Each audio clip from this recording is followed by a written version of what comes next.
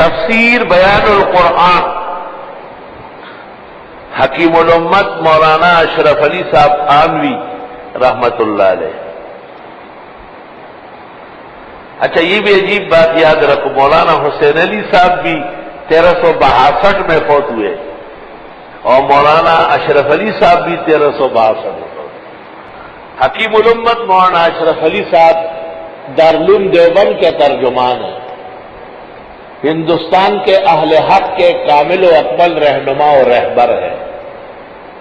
آپ چھوٹی بڑی پوری ادھوری مل ملا کر 1365 کتابوں کے مصنف ہیں. آپ کی زندگی بڑی برکات کی زندگی ہے.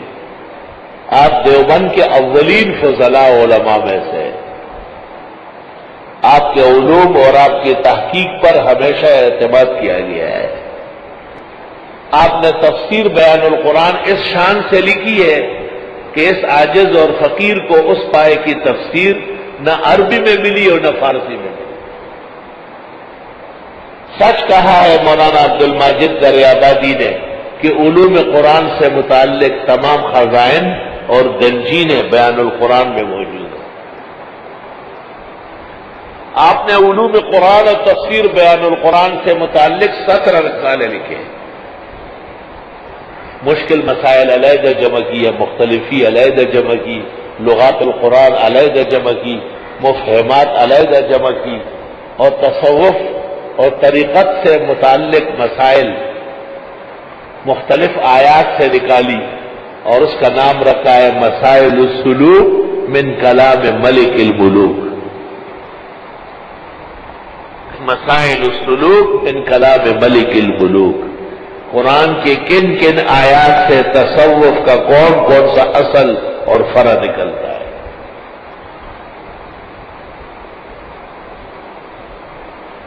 میری زندگی پر تفسیر روح المانی کے بعد سب سے زیادہ اثر حضرت مولانا اشرف علی صاحب کے بیان القرآن کا. میں اپنے آپ کو اس بارے میں بالکل جذباتی سمجھتا ہوں اور میں اکثر و بیشتر خواب میں بھی بیان القرآن مطالعہ کرتا ہوں اور میں دعوے سے کہتا ہوں پوری دنیا میں کوئی بیان القرآن ایسا نہیں چھپا جس کا نسخہ میرے پاس موجود نہ ہو. الحمدللہ 4 کتابوں سے میرا تعلق والہانہ ہے. بخاری شریف کی شرح فتح الباری، محقق ابن الحمام کی فتح القدیر، اور مولانا اشرف علی صاحب کی کتاب بیان القرآن، بدائع الصنائع. کبھی 4-5-6 بھی ہو سکتی ہے، لیکن بہت زیادہ نسخے جو میرے پاس موجود ہے وہ ان کتابوں کے. فتح الباری کا بھی پوری دنیا میں کوئی نسخہ نہیں چھوڑا ہے، چھوٹا ہو یا بڑا، 1 جلد میں ہو یا 26 جلدوں میں، 14 جلدوں میں ہو یا 18 میں ہو، سب موجود ہو. طلبہ عزیز کو میری گزارش ہے اور علماء و فضلاء کو کہ وہ فرصت کے لمحات میں 1-2 سال لگا کر بیان القرآن دیکھیں. اردو زبان میں ہے لیکن مولانا نے لکھا ہے کہ عوام اس کو عالم کے مشاورت کے بغیر نہ دیکھے.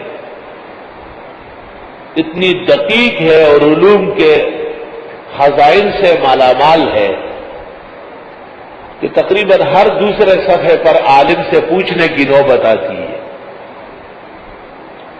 جس طالب علم نے میبزی، شرح العقائد، ہدایہ آخرین اور بخاری اور ترمذی شوق سے پڑھی ہو، سمجھ کے پڑھی ہو، شوق سے اور سمجھ سے جو پڑھتا ہے وہ اس کے حوالے دیتا ہے، وہ بیان القرآن بغیر استاذ کے دیکھ سکتا ہے. 6 کتابیں میبزی اور شرح عقائد بہترین پڑھنے والے،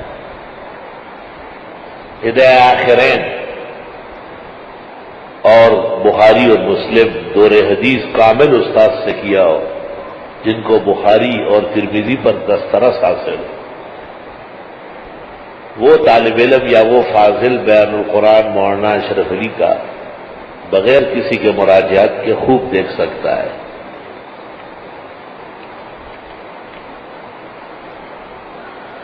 اگر مجھ سے کوئی پوچھے کہ بہترین زندگی، اعلیٰ صحت اور عمدہ استعداد اور فرصت کے لمحات کا کیا شکر کیا جائے،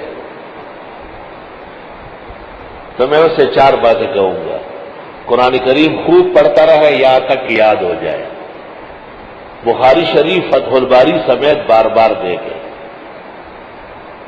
اور فقہ کی 3 کتابیں مبسوط سرخسی، بدائع الصنائع یا فتح القدیر ابن الحمام، اور اگر یہ تینوں نہیں تو فتاوی شام بالاستیاب دیکھیں، اور بیان القرآن کو اپنے سرہانے سے، سامنے الماری سے، سفر و حضر میں ہٹائے نہیں، ساتھ رکھیں۔ ہٹانے سے اندیشہ ہے کہ روح علم چلی جائے گی۔ حکیم الامت مولانا اشرف علی صاحب کی بہت ساری کتابیں ہیں، لیکن 4 کتابیں انہیں قیامت تک زندہ رکھے گی۔ ان میں اول نمبر بیان القرآن ہے، دوسری التکشف ہے، تیسری اصلاح انقلاب امت ہے، اور چوتھی بوادر النوادر ہے۔ بوادر النوادر اردو زبان کی بدائع الصنائع ہے۔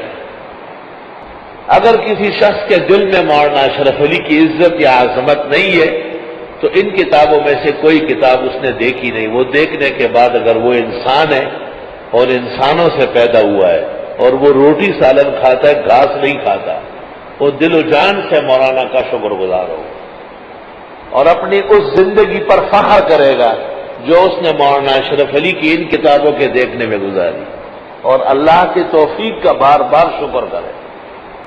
میں جو اپنے قیمتی لمحات سوچتا ہوں تو میں خوش ہوتا ہوں کہ میرے کتب خانے میں، میرے گھر میں، میرے ادارے میں، میرے مطالعے میں بیان القرآن جیسی تفسیر ہے۔